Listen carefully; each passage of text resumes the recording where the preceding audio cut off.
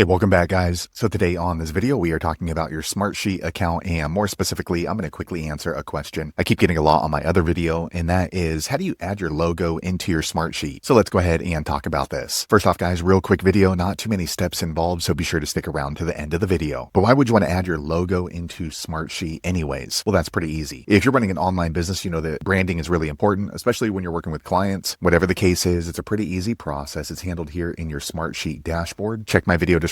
I'll try to leave the written instructions there as well. But I've already logged into my Smartsheet, and this is the home screen. Here on the home screen, if you want to go ahead and add your logo into your Smartsheets, here on the left side, you're going to click on this little person icon at the bottom left. Once you click there, you're going to see a drop-down menu, and you want to click on this line right here, personal colors and logo. Okay, once you do that, you're going to see this pop up right here. So you can go ahead and change the color options, but to add a logo, you're going to click right here, select. Okay, so once you've selected your logo from your desktop, going to show up right here, and then you want to click on the blue save button. All right, next you're going to see this pop up, color and logo settings saved. So now your logo is going to show up in your sheets in Smartsheet. So there you have it, guys. If you're wondering how to add your logo into your Smartsheet, that's the easiest way I know how to do it. Now, if your logo is not showing up for some reason, that may be because you don't have the correct plan. So just keep in mind, this is a paid feature. Hopefully you found that video useful. If so, click thumbs up or maybe consider subscribing to my channel, and I hope to see you on the next video. Thanks again for watching.